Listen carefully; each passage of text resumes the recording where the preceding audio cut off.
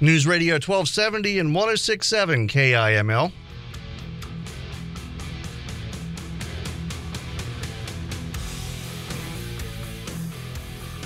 Okay, it's time for Tuesday morning quarterbacks hour. We were going to talk a little bit about the Wild. I'll just say the game on Friday was pretty exciting game. I mean, it was until the third period. I mean, it was even in the third period, it was pretty much a back and forth type game. It was a pretty exciting game. They had a pretty good crowd. Of course, Friday night they did fall to Bozeman, who was undefeated at the time. They were 3-0 or 2-0 at the time, I think. But they fall 5-3, and then Saturday night they bounce back and win 4-2. And I'll just say this: I mean, I know the coaches probably wouldn't be allowed to say it, or if they, I don't know what the rules are with the league, but the officiating crew, not so good, huh? Not calling penalties when they should, and calling them when they shouldn't. We'll just put it that way. I don't want to bag on the officiating too much. And that penalty box guy, the guy operating the penalty box, I don't know what he was doing. What a loser this guy is. Yeah, what a loser. What was his name? Like, I don't know. Start with a D or something. Yeah, Dave. Dave Shermack or yeah, something like that. Something weird. Oh no. Did Sherwood wear sunglasses? No, he did not. I told him if you do penalty box, you got to wear sunglasses. Okay, we'll break the we'll break down the fourth wall here. Dan Sherwood from Fox Country. Ever since we started going to Wild games last season, he wanted to run the penalty box for one of the games. So Friday and Saturday night, he got to run the penalty box. They did give him a nifty jacket. I don't know if I think he had to give the jacket back. But we got there because, we normally get our tickets. Coaches hook us up with tickets. I get there, and I'm walking through the parking lot to go to the front door, and I see Sherwood's car. It's like, he better not have taken our tickets because, I only asked for 2 tickets. And then I get inside, and he's standing up front with his arms crossed in his NA3HL off-ice official jacket. What color was that jacket? Black. Black, see, that's exactly. Here's what you need. If you're running the league logo, I mean, hey, I would have kept it. I don't care what anybody says. Hey, look, I have scabies. I have to. You can't reuse anything that I wear. I've got I do have rashes. Well, I need some salve. Well, but penicillin will clear that right up. You always have. Look, if you run the penalty box, you got the black jacket. There's no debate here. Black suit, black tie. Sunglasses. Yeah. Am I wrong on that? Yeah. Now it was pink in the rig night, and I will say the coaches looked sharp. They were wearing pink ties with the pink carnations. They raised like $6,000, over $6,000 for Swing for the Cure. So the people of Gillette are very generous people. Yeah, absolutely, and except for me.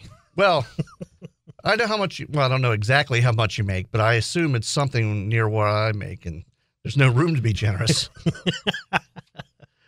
Okay, so it was a good weekend, though. It was definitely a good weekend. It was, they split results, but I mean the Wild are in second place now in the Frontier Division. It's a good place to be. At this team, and Brennan Hodges talked about it a little bit with us, but there's going to be a little bit of growing pains. You have a new coach, you have some new kids trying to buy in. It's a mix up, kind of a mixed up roster as far as veteran players and younger players. It's going to take a little bit for them to really get it, but I think once they really get it, that light bulb comes on, this team's going to have I predict this team has a huge winning streak towards the middle of the year. I'm talking huge. I'm talking like this team, I'm going to make a bold prediction.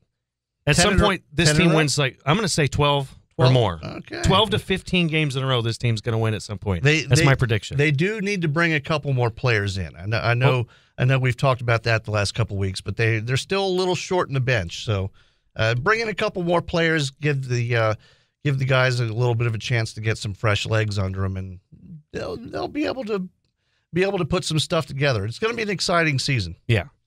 Speaking of exciting seasons, perfect segue. How about them Camels? Well, Camels are playing good football, DC. They just keep winning. We were getting updates over the PA system at the Wild game, and I think I forget where we lost track. I think we stopped getting updates when it was like 37-9 or something like that. What was the final score again? 43-15. 43-15. So undisputed number one team now, right? Of course. They're the undisputed number one. They'll probably, I think last week only one person didn't vote for them number one. They'll probably be unanimous. They'll find that out sometime tomorrow afternoon. Sheridan newspaper writer? Yeah, probably. More than likely. But this football team, they're exciting. They really have it all. They're the total package if you talk football. That win against Rock Springs, Rock Springs hasn't been that good in the past, but they have 4 wins already this year. And the way they play, they keep games close because they run the football, they waste time, and they play decent defense. So for the Camels to go down there on the road and put up 43 points, it was quite a task. They did a great job, and everything was clicking. I think what's scary about Gillette is, it's well documented they have number one passing offense in the state, but they can beat you in so many other ways. Running the football, defensively, they're very stout. Well, let's talk defense first, because if you looked up their defensive numbers, not real impressive. I mean, as far as, let's take a look right here. I have some stats right here. Going into the Rock Springs game, they were 6th in total defense.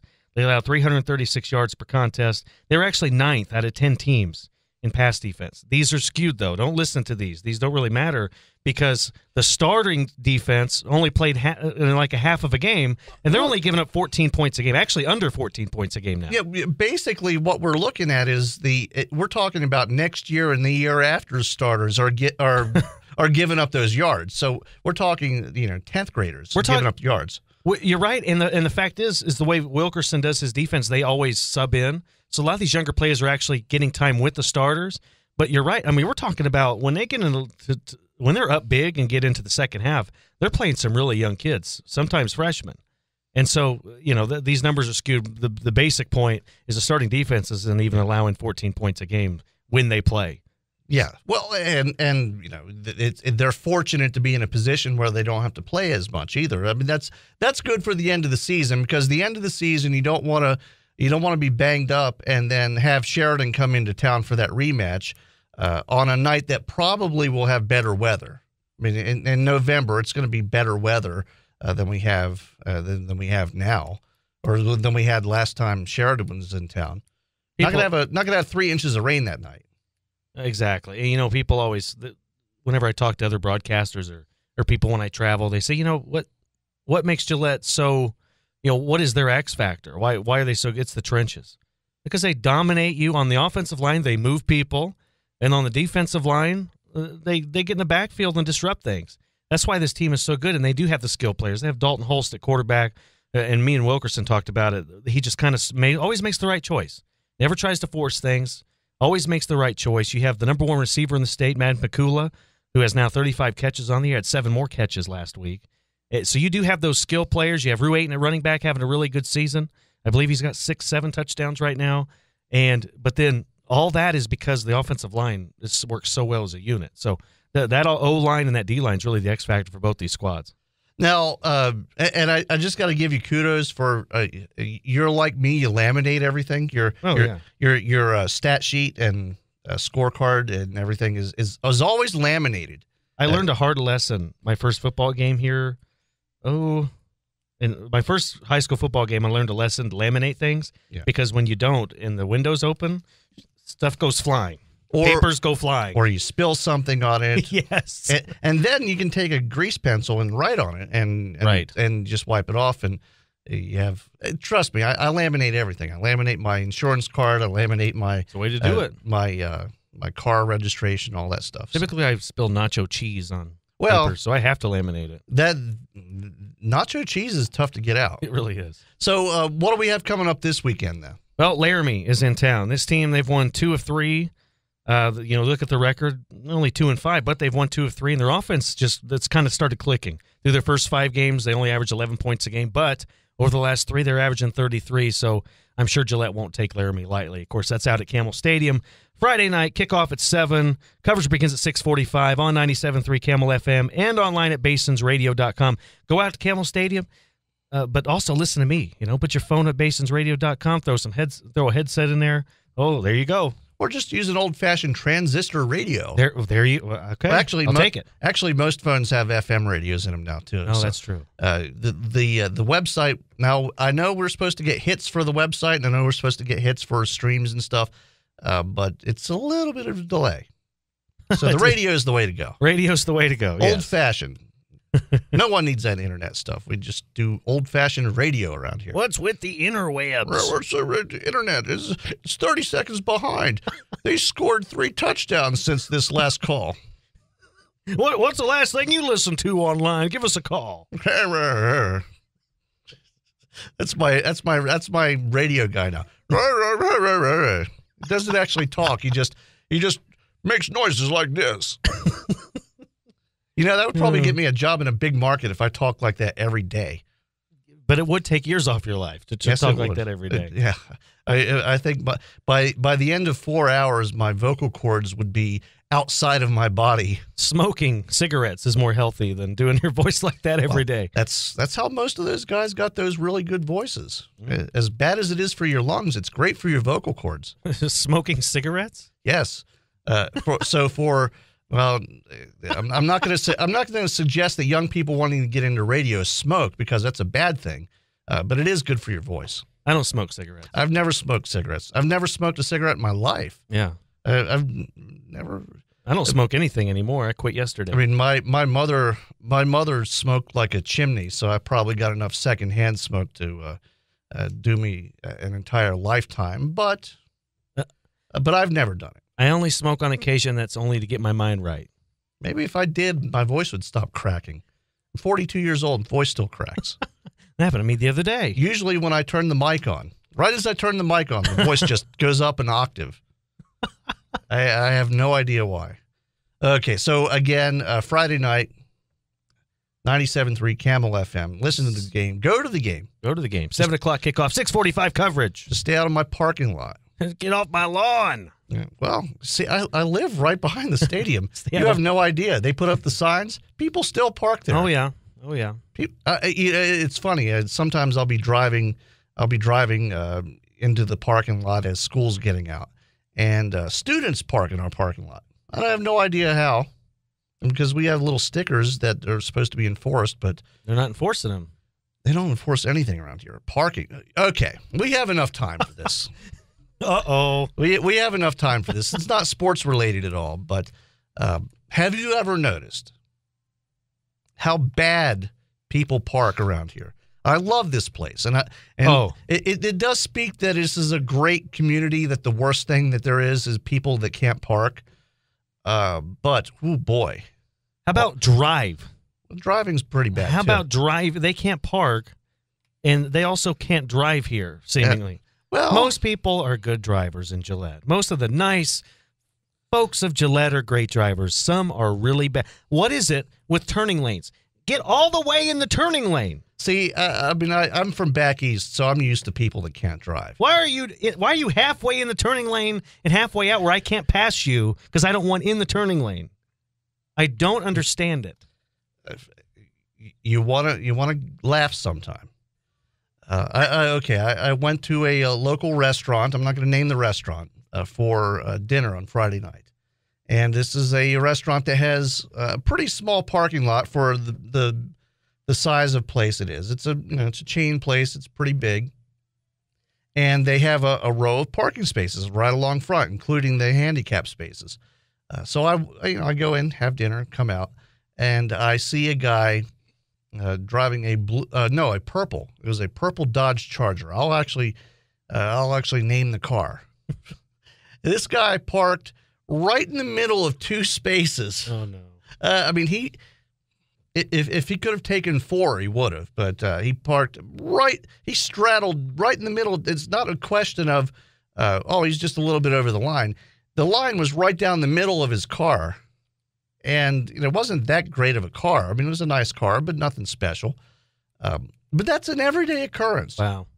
And if this were anywhere else in the country, there'd be predatory towing companies going around towing everybody. I know, you're exactly right. And maybe that's what we need. We need predatory towing companies. Let me tell you something. In Stillwater, Oklahoma, it's a pretty small little. It's similar to college towns are bad with parking. They would have towed them within 15 minutes. Newark, Delaware. I'll give the example. Newark, Delaware. It's a very small town with a pretty big university. I mean, UD is pretty big, and there's no parking. I mean, there's absolutely no parking. You have to walk everywhere on campus, and you park about a mile away in a public parking lot. The tow trucks circle. There's a little circuit, just the two main streets, and you go around. Most of the campus and most of the little shops and restaurants and bars are along Main Street in Newark. And it's Newark, not Newark. It's Newark. Newark. You say Newark, somebody knows you're not from Delaware.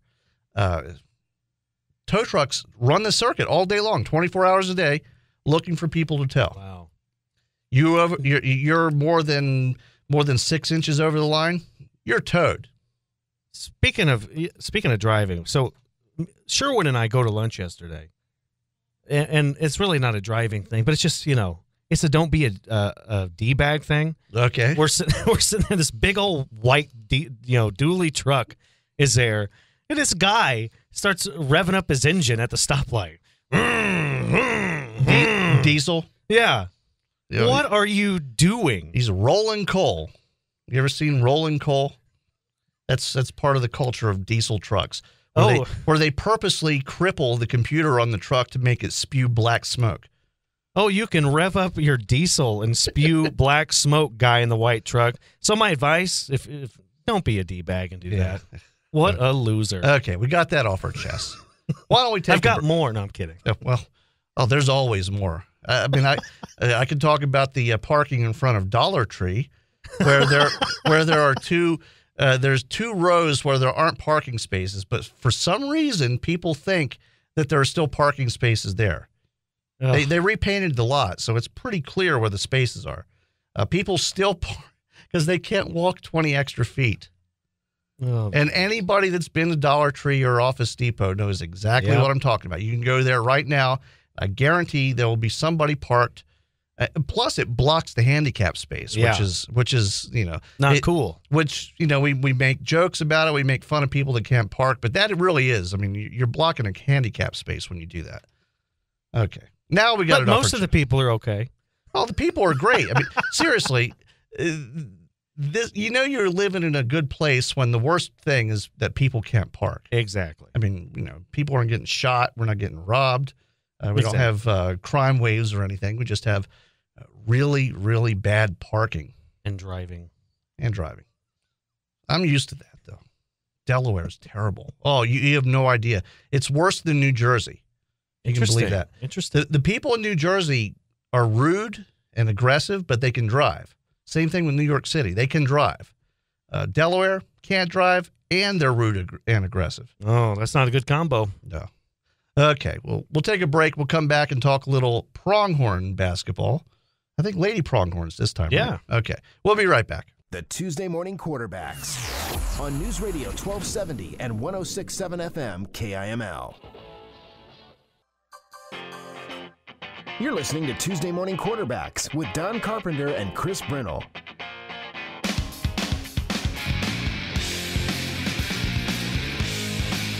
And Vic Wright and Coach Will Ryder. Howdy. Good morning, everybody. Okay, let me try that. Try to turn that up a little bit. Okay. Say good morning one more time. Yeah, that's okay. Sometimes the levels, those headsets are a little finicky sometimes. All right. Well, of course, we have head coach Will Ryder with us today, and wanted to bring him in, talk about how the preseason is going. Of course, they had a chance to play a couple scrimmages over the weekend. You went to Sheridan for the Sheridan Jamboree. You took on Eastern Wyoming College as well as Casper College.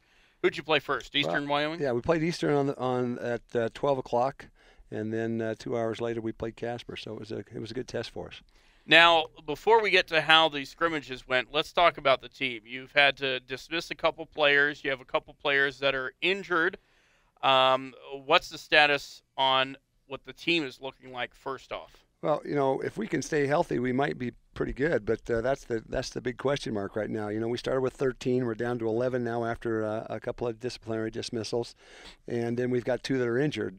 Taylor Deaton's still recovering from an ACL injury, and then Shatira Powell is we've been babying her a little bit because she's had Achilles problem in her right heel. So we're trying to kind of take that a little bit more cautiously because of the fact that those things can be season ending if you don't take care of them early. So we're just kind of babying her along right now, but we're hopefully that she'll be able to get back for us next week. Now, with the lack of depth of players, I've been to a couple practices. I've seen assistant coach Strickland out there playing. I'm sure he's been enjoying it. But how has that been working out for you guys so far? Well, it's a challenge. One of the things that we try to do every Wednesday night is we've put a scout team together, some players that are college students that are guys that are, pretty good athletes. And so they come and challenge us every Wednesday night. So we get to put our 9 players together and go against those 5 guys. And that's been good the last couple of weeks. And we'll get to see them again on Wednesday this week before we go to Salt Lake on Thursday. But it's hard, when you typically put together a 13-player roster, you plan on a lot of things that you can do with 3-on-3 and 4-on-4 and 5-on-5 and some subs and coming in. Now we're down to 9 players. It makes it a little bit more challenging. And so Coach Strickland fills in occasionally, and I'll fill in occasionally, but it's hard to coach and to play at the same time. But it's a challenge that we're going to have to try to deal with. All right, now here's a question I have for you. When you go recruiting as a head coach, do you kind of think in the back of your mind, let's just assume we're going to lose 2 or 3 players right off the bat or sometime throughout the season? Well, you understand that injuries is part of the game, and you don't want to see a season-ending injury, but you're going to have nicks and bruises and dings and bangs along the way. So you kind of accommodate for that when you're recruiting. So we want to have 13 players on our roster as a minimum. We were trying to recruit a 14th this year. We couldn't quite get them in time, so we held off on that. But I like 14 players on the roster. If you get more than that, then you end up having some trouble keeping kids happy as far as getting them in and playing time and whatnot. So 13's been our magic number of late, but when you do end up having to let a couple go and then you get some injuries, then that creates problems that you have to deal with. All right, now let's talk about the scrimmages over at Sheridan. You took on, as I said, Eastern Wyoming as well as Casper College. You thought it looked pretty good for the most part for the first chance to play against somebody else other than a scout team or yourself. Absolutely. And I hadn't told too many teams this in the past. We've been going over to Sheridan for 6 years. This is our 7th year now. And typically our first weekend out is just ugly and just don't do anything right. And it's just, all the things you've been working on for the last few weeks is just totally forgotten, and they just kind of go about their own business. But we saw some good things, We were able to push the ball up and down the floor pretty well. We played some good offensive, put some good offensive sets together. Our defense wasn't bad. We've got to work on guarding the ball a little bit better. But we saw some positives in a number of different players as well as what we're trying to push towards that I think we can build upon, from both against Eastern Wyoming as well as Casper, which are both got good quality programs with good teams. Do you take into account how do you do any scouting at this Sheridan Jamboree? Of course, all these teams are pretty fresh as well for them, but do you get a chance to really do any scouting? Eastern Wyoming, you might play a little. Casper College, of course, you'll definitely play twice. There are other teams that participate in the Sheridan Jamboree, or do you kind of just forgo that while you're sitting there waiting to play because of the fact that they're new, they're getting used to their own routine and their own playbook? Yeah, well, we use this opportunity to scout because this is the first opportunity to get a chance to see the talent level. You pretty much know what they're going to run as far as their offenses and their defenses, and there may be a few changes based upon their personnel, but it's a good chance to see the personnel. And every year I'm up there writing notes. Even this weekend I was up there writing notes on personnel. This player is capable of this. This player does that. Can't go to the left, or is a tremendous shooter. Can't leave open. Those little things like that can help us down the road. Now we're going to see them on film as we progress, we're going to see all the teams in the region next week, for the most part, up at over in Salt Lake City. So we'll be watching some more. We didn't get a chance to see Western Wyoming or Northwest College this weekend, so we'll catch them next weekend. And again, I'll start taking notes on personnel, and then we pretty much know what the coaches are going to implement for their programs and their systems. So it's just a matter of how they're going to do that, and then try to make the adjustments on our end. What has been the biggest surprise so far? Well, for us, I was really surprised at our talent level. You've got some players that you know are going to step up and deliver, and you have some question marks on other ones. And some players are what we call gamers. They kind of go through the practices. They really don't like to be in practice, and yet it's all of a sudden then they just ignite in game when they get in front of the spotlight, and then the lights are flashing and people are in the stands watching. All of a sudden they just turn it up another notch. I can think of one or two. I'm not going to mention any names, but I can think of one or two right off the top of my head on that women's team. Yeah, but they're very talented, and the athleticism of our team. I kind of wanted to see how we compared to everybody else, because typically Eastern Wyoming gets really athletic players. He recruits all over the nation, and Casper obviously recruits all over the world. They've got 6 internationals on their team this year.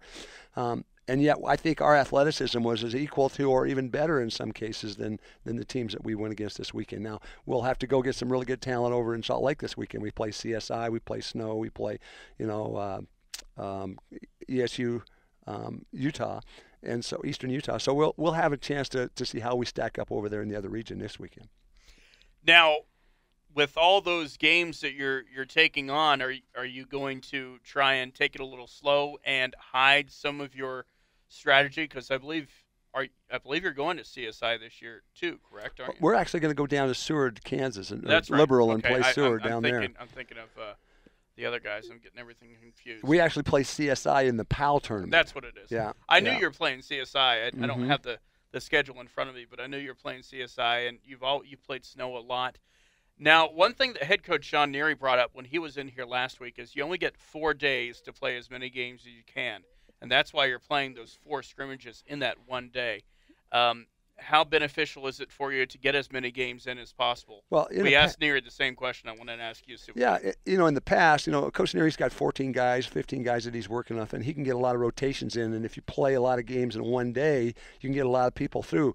In our case this year, with the limited numbers we have, it may not be good for us towards the end of that 3rd game, and we've actually going to play 4 games in one day, and so you get an hour's rest in between, or maybe 2 hours, and then you might have to go back to back with a game. So for us this year, it's going to be a matter of not pushing too hard, not trying to do too much, and just waiting to get through that. That's going to be a marathon for us with 9 players. Just stay healthy. Absolutely. And prevent as many injuries as possible. Yeah. There are a couple changes here this year with the rules. The biggest one is instead of playing 2 halves this year, the women's teams or the women's side is playing 4 quarters. We talked about it a little bit. You think it's a matter of letting the big dogs get some more advertising dollars in. How do you feel about it? Yeah, well, I think, the NCAA are the ones that set the rules. And, of course, when you get the UConns and the Louisvilles and the Notre Dames involved, that they're going to do what's best for and they've got the most clout in the system, so they're going to get what they want out of that. But not just the 4 quarters, and we can deal with the 4 quarters because you basically get another timeout. But there's other rule changes that have come on that's going to be interesting, too. When we got the 10-second backcourt violation now, if you are able to deflect the ball or the other team calls a timeout to stop from getting the 10-second call, now they don't get a new fresh 10 seconds this year. Now it stops where the ball went out of bounds or when they called called timeout. So if it's 5 seconds on the clock left, then they only get 5 seconds left. If they inbound it in the backcourt, they only have that 5 seconds now. So that's going to add another flavor to our defense because we like to do that full court pressure. And then the other big one is, and you mentioned this, if you're in the backcourt, your opposing team scores, you got to put it in play. If you call timeout first with 59.9 seconds left to go in the 4th quarter or in overtime, you can get it at that 28-foot mark at the front court. Exactly. They're going to go to that NBA rule and the WNBA rule now to where you can advance the ball on a free throw or a made basket or whatever, a quick recovery. You can call a quick timeout prior to trying to advance the ball. You can't try to advance the ball and then get in trouble and then call timeout and get it advanced then. But if you can call the quick timeout, then you get an automatic advance all the way to the other end of the front court to the 28-foot mark where you get a sideline out of bounds. So that's going to make it real interesting for offensive attack in the final 4th quarter. quarter and towards the end of the game. Now, what's the reasoning behind that? Is it just to try to encourage more scoring at the end, to try to keep people from eating up that backcourt? Yeah. Okay. And they want to provide opportunities for more scoring opportunities at the end of the game, to where that's going to be the exciting part. Right. And of course, if a team, if you save all your timeouts to the end, you can use them all in that last minute, and get them all. You could advance the ball 4 times if you wanted to. You have anything over there, Chris? I see. All these rule changes. I don't understand. All these rule changes. Well, they're taking, last week it was they're taking the 5-second rule. You can't closely guard anybody for 5 seconds. For the life of me, I don't understand why we need more scoring. They're taking in basketball. I don't know why you deserve, if you call a timeout, to go to almost half court. I can't comprehend it. Let basketball be basketball. It's taking cues from the NFL that just changes rules just for the sake of changing rules. Yeah. Well, before you know it, the season is going to start. October 30th is when the regular season gets going. You have a couple scrimmages left, of course, Salt Lake, and then I believe you go down to Shadron. Shadron is a place that you used to coach, so of course you know Shadron very well, and you've scrimmaged with them for as long as I can remember. Yeah, I think we've done a home and home with Shadron ever since we started the program up. So it's been a good relationship there. So you have a little left, but the season's going to be here in 2 weeks. Yeah, it's scary. It's exciting. How are you feeling about it with the way your team's looking? Well, I like our athleticism. I like our talent level. Again, with the numbers we have, it's just a matter of staying healthy and keeping kids ready to play. So, we're not going to be able to overtrain. We don't want to stress them too far as their bodies and their injury proneness goes. So we got to limit our amount of contact time on the floor. But at the same time, we got to do enough to stay in condition. To stay sharp and to keep our skills developed. So it's going to be a challenge, but I'm looking forward to it. It's going to be a fun year.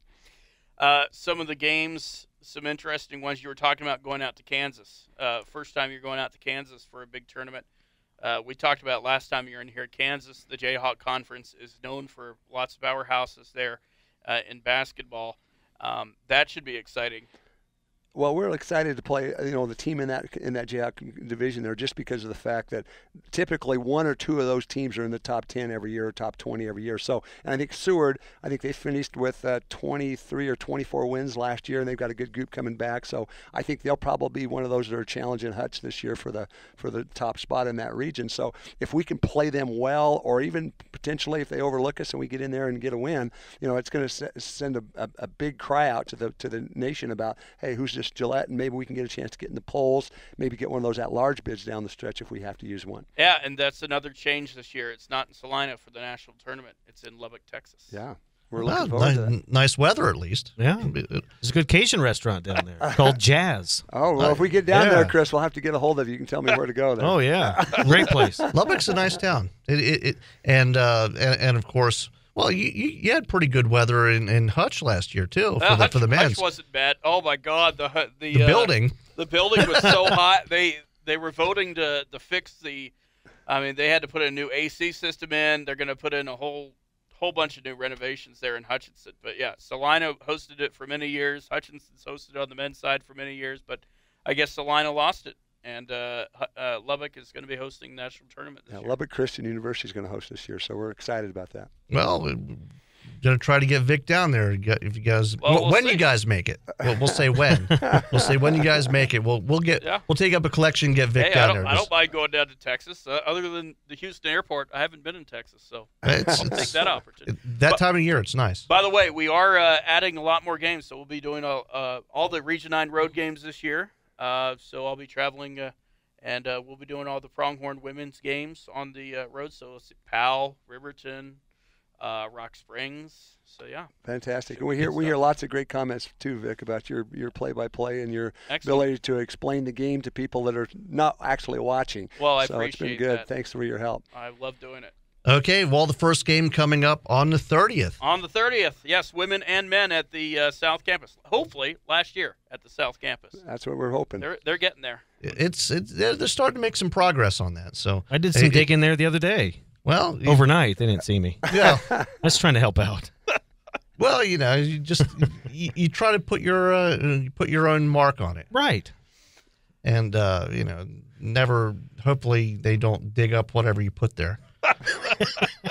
Okay, we got to get out of here. Of course, thanks a lot, Coach Ryder. Thanks a lot, Vic. Thanks, Chris. We'll see you guys tomorrow morning. Stay tuned for Rush. You're listening to the Tuesday Morning Quarterbacks Hour on the Don Carpenter Show. News Talk 1270 KIML, 1270 KIML, 12.